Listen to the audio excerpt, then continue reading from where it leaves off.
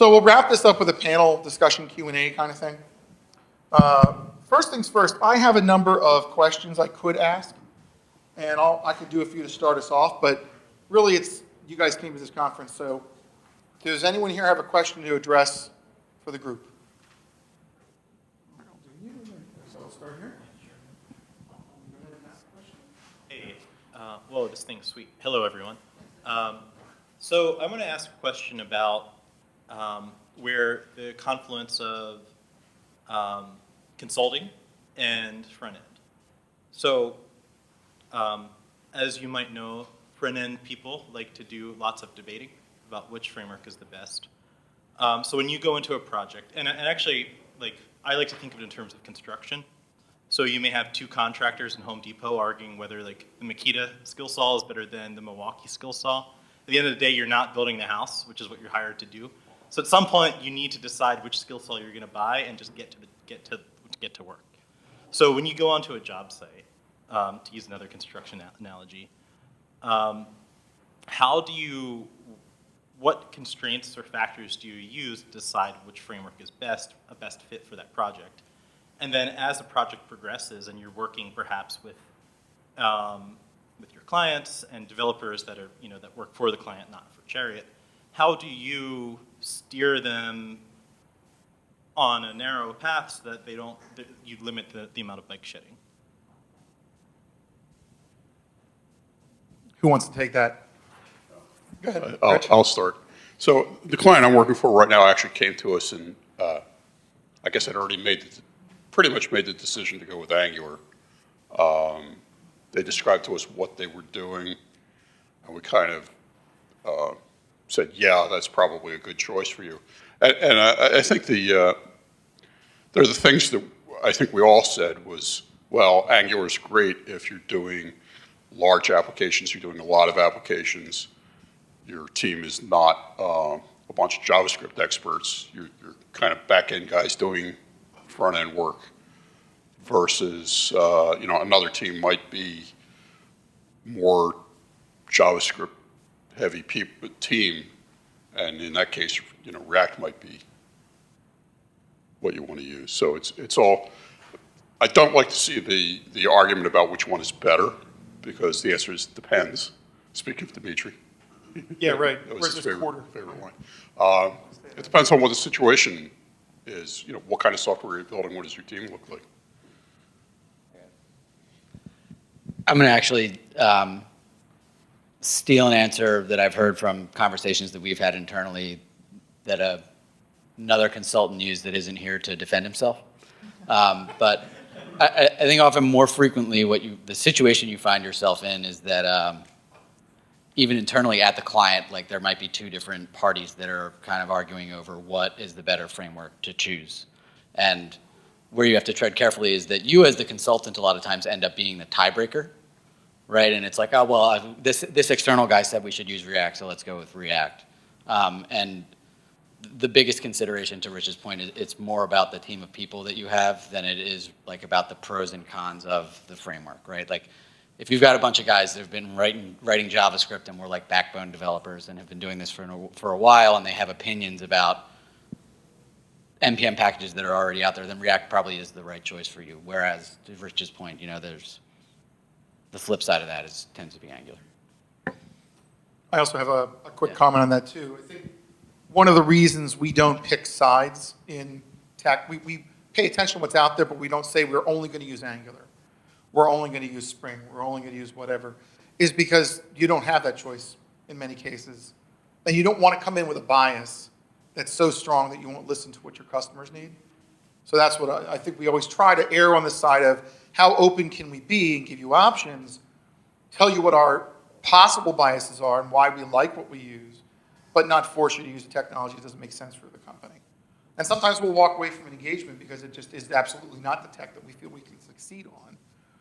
And so, we're not like authorized partner for, Facebook for React or Angular for whatever, or Spring. So we certainly have done things with Spring training in the past, but we would even get into situations there where we're like, well, this company wants to do JSF, fine. We'll deal with the JSF for this because we have the right resources at the time to do it. Is it ideal? No, but sometimes you kind of making the customer happy, and as long as you feel you can solve the problem, then it may be a good solution. I want to jump in on this one too, just because I'm not sure how many questions are going to have much of a design angle, and this one's got a little bit. So I just want to latch onto a little bit. In some situations, not all, but in some situations, it's good to do an assessment ahead of time to find out, to piggyback off your analogy, what is that person who came into Home Depot, what's their actual application? What do they need to build? So there's technical assessment that needs to be done, but in a lot of cases, there might be some design or product assessing that needs to be done.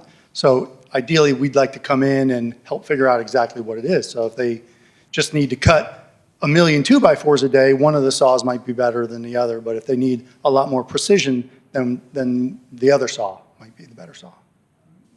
I'll just add one more thing. I actually once found myself in a position where we had a very small team with a single front-end developer. He chose Vue actually as the technology that we wanted to use. When we were done kind of like phase one and they wanted to pick up the project for real, we suddenly got 2 more front-end guys and a whole bunch more other team members. With these 2 new guys, they were both React people, that we actually ended up rewriting the front end because we now had a team that was more focused in one direction. So it's sometimes okay, especially when you're beginning something new, that you don't get all the decisions right the first time. That's so long. Great. My job is easy. This is good. Go ahead. So one last thing to piggyback off of what Pete said too, is, and to use the same analogy, because I am guilty of this as a homeowner, right? So like you get a contractor to come into your house to do some electrical work, and the first thing you do when he walks in the door is you spew off all the stuff that you've Googled about what you think should happen. And you're like predisposing his answer, right, with all of these answers that you think are right, or like maybe I should do this, maybe I should do that. To Pete's point, sometimes it's good to step back and say, forget about all the things that you like think you know about Angular. Let's forget about all the frameworks, period. Let's talk about what is the thing that you're trying to build, and then we'll go from there. You had a question over here.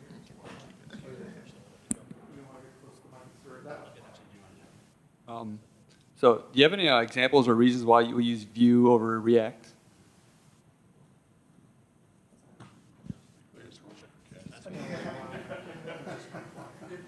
Okay, hi. Oh, okay. Oh, yeah. Okay, Vue over React? Okay, so what are some of the reasons to pick Vue over React? I'll be 100% honest with you. I've researched Vue. I don't know that I would pick it over React yet. The reason being because there's such a large community of people that know React. The same thing I would argue with Angular. If you picked React or Angular, I'm pretty sure that there would be a way to get people on your project a lot easier. Now that's right today. I also don't know of as many success stories yet with Vue, and it depends on what you're trying to do.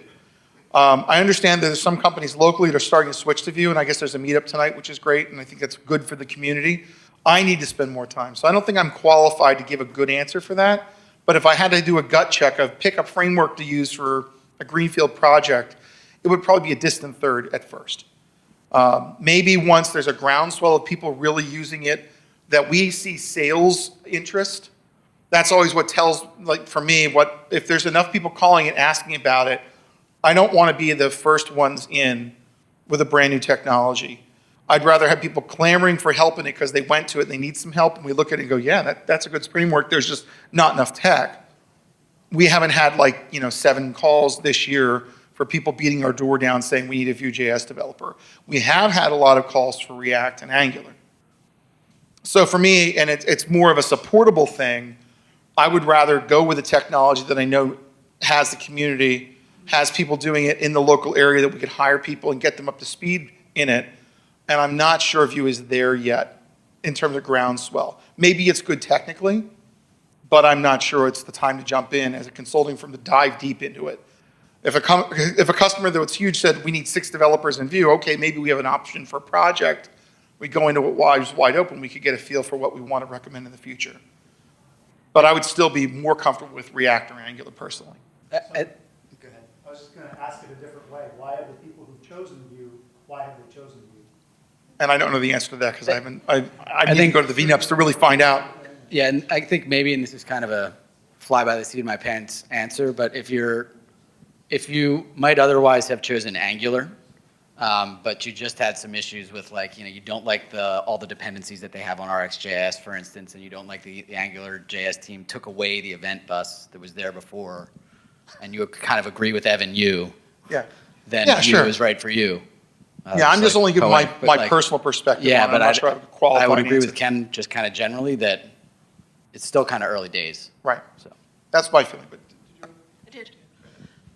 So just last week, I was at a workshop that the Think Company offered on accessibility and kind of going beyond color contrast and all that to really think about, they were really stressing the kind of spec-based use of HTML for screen readers, et cetera, and really kind of made an interesting argument about how many people, how many users out there have disabilities of some kind at one point or another in their lives. So I'm really, and then of course when it came to SPAs, they just stopped and said, well, they're really terrible for accessibility, which upset me because I love them. So I'm wondering whether you've thought about that. I know you included accessibility in the design section, and kind of where you guys take that issue. Thanks. Well, I think one thing that's important to note, and I think if you kind of understand how SPAs work, then it's not that, is that a lot of the accessibility features are features of HTML. Your SPA is spitting out HTML, right? So whether it's an Angular template or you've React JSX spitting out HTML, if an SPA developer tells you, oh, well, this is just hard to do in an SPA, that is a little bit suspicious to me, right? Because you're still in the DOM. You still have access to all the same things. And so I'm currently consulting for an Ivy League university doing Angular, and there's pretty big requirements there for accessibility. And we went through the process of trying to bring one of our new apps into compliance. And first of all, there is no 100% goal there. It's a broad spectrum, and you try to get as far as you can. And notably, the documentation around it is difficult, not there a lot of the times. But having worked through that, one of the challenges of doing it in an SPA is an awful lot of the HTML attributes, the ARIA attributes and things like that, kind of assume a non-SPA. They kind of assume that the page is going to be refreshed and whatever accessibility attributes are there on the first rendering. So there are hints that you can put in to say that there's something that's, I can't remember the terminology exactly, but basically that it's an area of the DOM that will change. You can say that it has changed. But it's not, there's sort of a standard there, but it's not implemented the same way in any two browsers. Like everything else, some things are supported, some things aren't. So it's difficult to do really well when you have areas of the DOM changing without a page refresh. And that's a particular challenge in that area. I remember with AngularJS, there was the Angular ARIA library. Right. I don't know how good that was, but they would do an audit on startup. I don't know if there's one for Angular, what is it now, 7? Well, there are a lot of tools, a lot of analysis tools. But, Right. I can tell you if you're going down that road, and in some cases, like with the university, you have to. Yeah. It can add a significant amount of time to development. And to your earlier point, it's a lot easier to do from scratch than to retrofit. But, and I did a retrofit, by the way. And I have to say, it took 100% more time. It was as much time trying to retrofit accessibility as initially creating the application on the front end. So there's no magic bullet. Any other questions? Yeah, I'll come back there.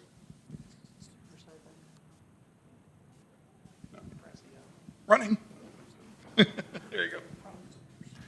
Yeah, I'm wondering if anyone on the panel could give maybe a brief explanation of web components. And would they eventually do away with all these JavaScript frameworks, as has been suggested by the 1.5 articles that I've read? Like Polymer and things like that, yeah. I mean, we're also all saying now that WebAssembly is going to get rid of JavaScript altogether, right? All lies. But it's a matter of when. Similar to the answer with Vue, right? It takes time, even though in JavaScript, like I always say, JavaScript years are kind of like dog years. Like Vue's 1 year old or however many years old, so it's like 7. Mayfly in dog years now, yeah. I don't really know the story with web components, but I think with WebAssembly, it's probably going to be a while, just because they're just now at like a MVP. So I don't know if anybody else knows a little more about web components. I'm going to point over. Do you have anything to say And about again, not having tried it, but reading maybe 3 articles instead of 1.5, I know Angular actually has the ability today to build web components. It's something I want to try. They have a demo where you build a relatively simple web component and mount it in a React app.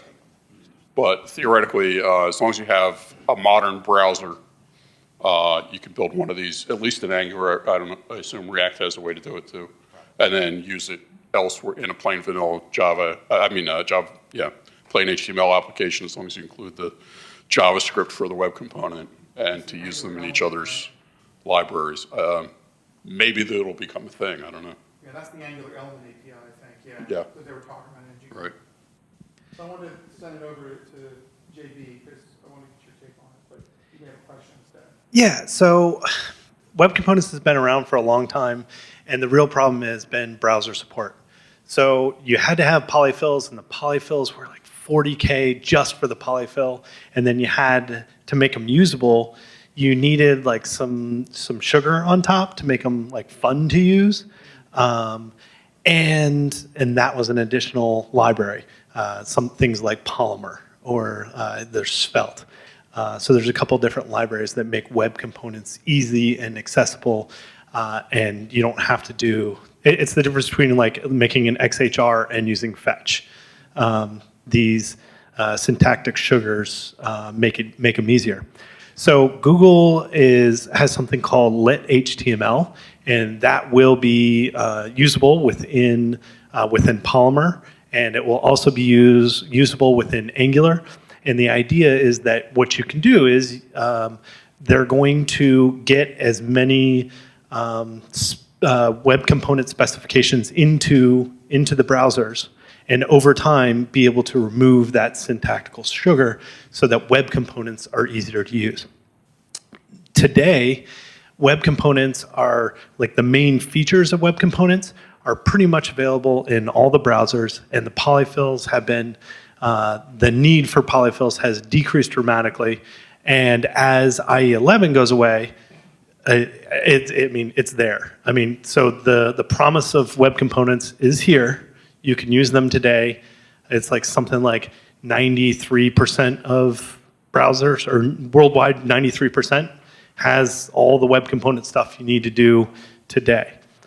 Now, will it be adopted? That's the other part of the question. Angular has they want to use web components. React, maybe. It's sort of weird how that would work. I mean, you could use it as leaf nodes, like, hey, my button, I'm going to create a web component for a button.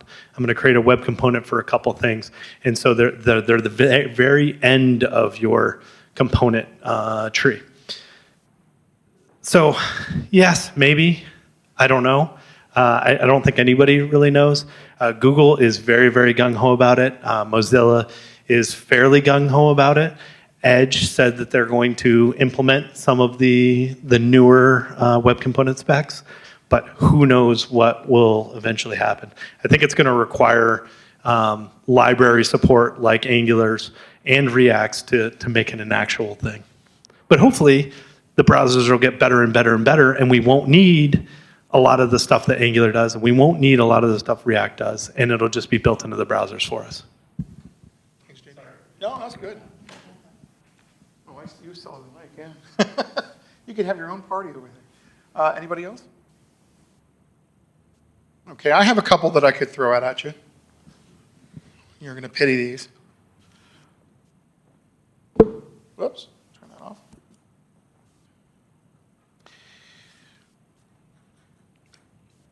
All right, let's talk about, you'd mentioned about Docker for daily use as a developer. Do you see the developers on teams you're working with directly just always running Docker? Or is it like I just want to make sure this works in production before I ship? So more likely the latter. So it's nice being able to mount your own source code directory directly into the running container and see how it reacts in a production environment. The teams we're using and we've done before have used Docker containers backing the database and other ephemeral bits like mail servers and other things that are just weird requirements for particular instances. It makes things really easy as opposed to having a centralized server running somewhere that you got a VPN in to run the backing service against. But not a whole lot of like developing day-to-day inside of. I could see that for some things, like if you have a really weird hostile environment, like we're doing something with Rails from a very long time ago. And it certainly is like you can't run it under current Ubuntu. Like under Ubuntu 18, like it just doesn't run, like, period. So there's a dependency on GCJ that doesn't exist any longer. So you're going to be doing really fun things like pulling the libc environment out and trying to cram a new one in and do, wow, right? One laugh, that's good. But yeah, for things like that, yeah, you'll actually be doing active development inside of a container, which can be, it's honestly, it's pretty painless that the container comes up and it just sits there and it's listening on a port and you edit source code and it live refreshes. There's really not a whole lot of impedance to it. So a little bit of both, but predominantly the latter. But in terms of a developer running Docker on their machine, for all the like the other services that you're not actively developing, that's a great use for Docker. Oh yeah, So there's a little shell script that I wrote just called except, and you basically say like run everything except the Spring Boot server. Yeah. And so you can run that locally in your IDE and keep all your debugging available and stuff like that, and it directs the entire stack with the exception of that. And they all auto wire, which is actually slightly more complicated. Just be careful. The auto wiring is kind of annoying in Docker. Not the Java side, there's the networking. But yeah, I mean, it's just really useful for pulling stuff up. You don't really need to know what the tech stack is. Like it just turns itself on, which is fantastic in all honesty. I mean, we've all done, if we come from MVC land, like sitting there and like running databases and everybody's checking their own local init scripts and making sure they're all the same version. That all just goes away. It's just, you turn the database on and you begin using it, which is pretty cool, so. Yeah, if you remember the old, you get a new hire developer and it's like, okay, you need to install MySQL, you need to install PHP version this, you need to install this, now it's just install Docker, run these containers. Start writing your quote. There's a single Docker compose YAML file. You say Docker compose up and whole thing's running. So just great. How about, so we've got Angular, React, Vue on my end. How about component libraries? How do you share components with other developers? I know in different projects that can be harder than others, right? So let's say you've got components you want to share. We'll start with React. How would you do that generally? I think the best idea would be to show off something like Jeff was showing off with pipelines for each one of the components you want to share and individually package and version them. I think in general, like sharing components, you probably want to start with just sharing your kind of like leaf nodes and most basic things between your projects within your organization. So that's these buttons and these links. Make all those components and then have your different teams pull those in. And so now you have this kind of common theme throughout. But again, it's best to individually package and version those. So that was more of a softball for Rich because Angular makes that a little more difficult. Like if you really wanted to truly package up a component, right? Okay, so. Or did anyway. It was really difficult up through, I think, Angular 5. And then somebody came out, I don't remember the guy's name, but there was a library called NG Packager with no vowels in it. That did a nice job of packaging it up as an NPM library. You could take anything out of Angular and package it as a library.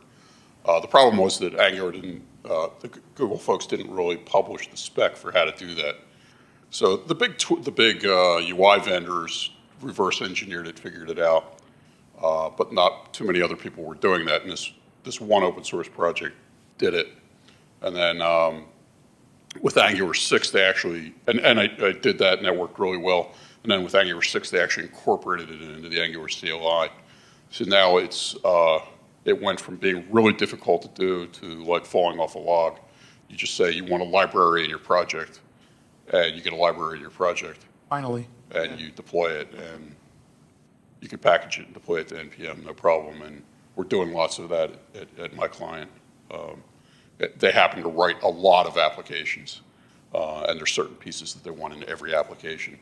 And some of them are small components like you're talking about, and some of them are, there's a series of 4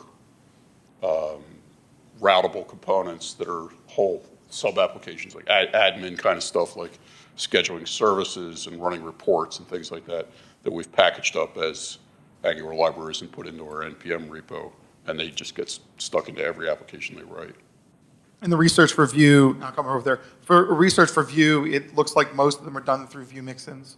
So if you want semantic UI components for Vue, you install that node module, you import the mixin class for it, the constructor, and you do vue.use of it, and that installs it. So that seems to be the way that they're doing that with Vue. And that was the whole point with Vue, is that you could mix in different features to it. JB? Are you putting all these different components into different repositories, or you just have them in one repository, and are you using something like Lerna to individually version all of them and deploy them and all that fun stuff? Well, we're using Nexus as our internal NPM server. And yes, each one's a different project, and they all get versioned.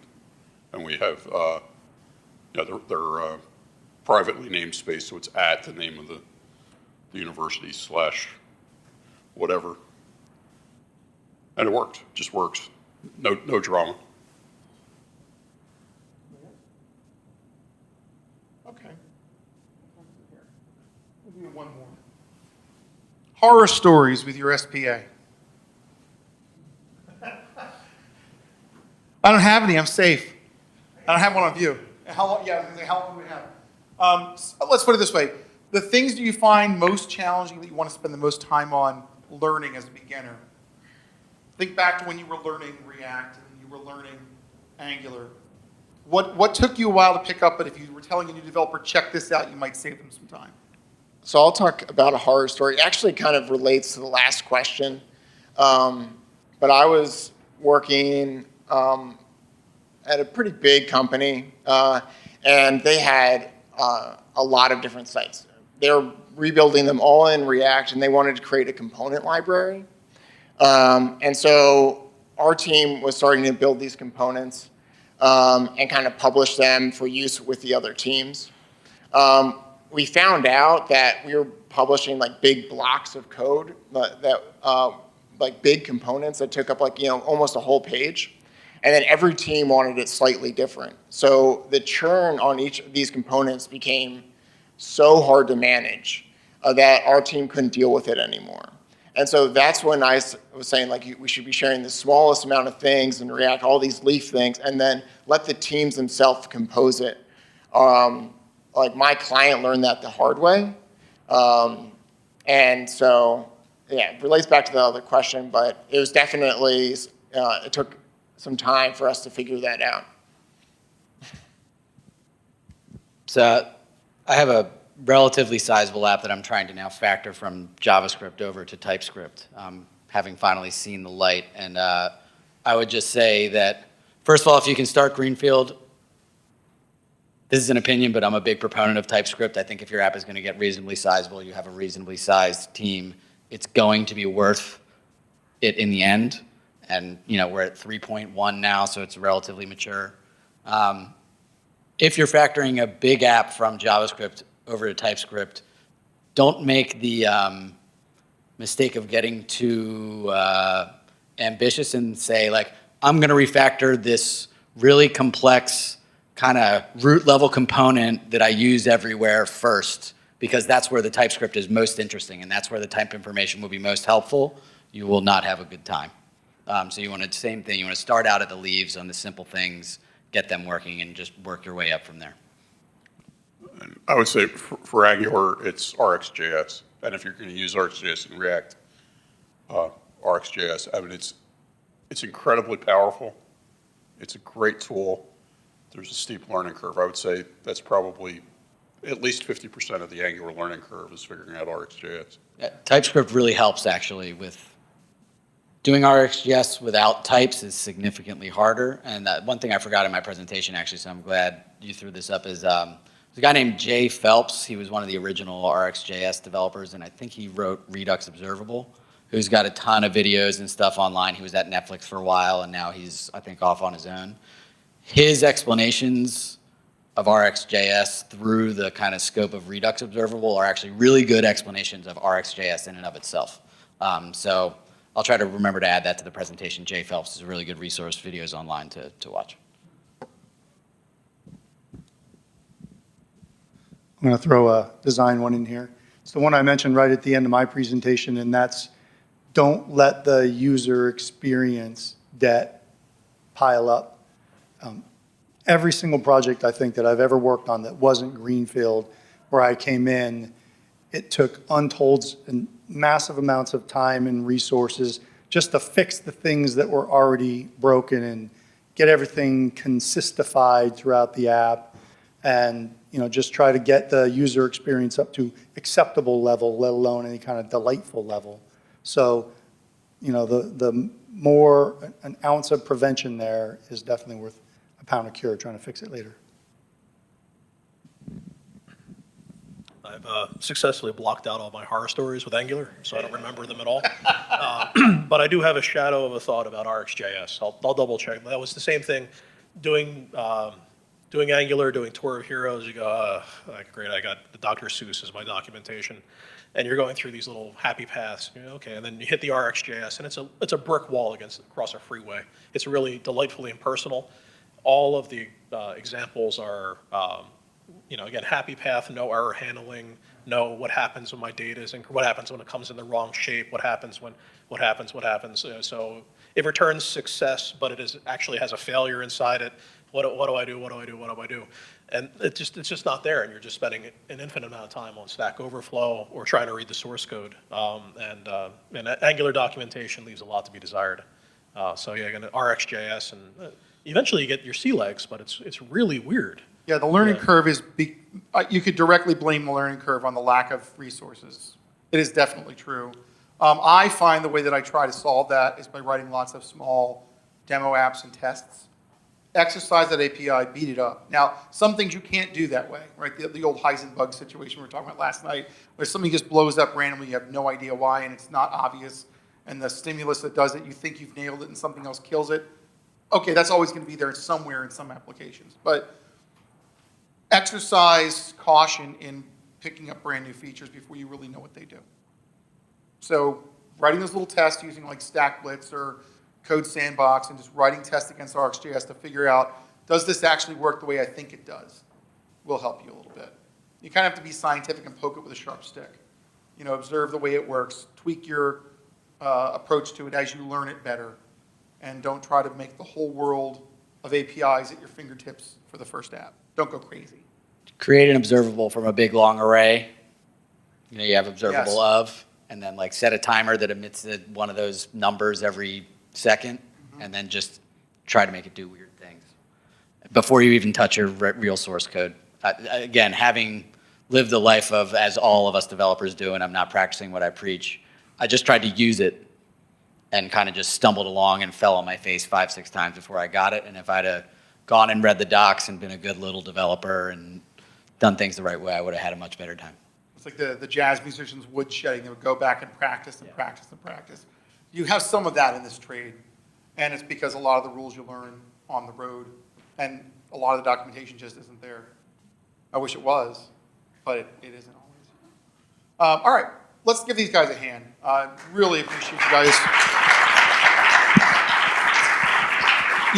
This show was definitely about showing their expertise. I was hacking around with Vue.js, but they're doing this every day in the field. So I do appreciate all of you working really hard at this.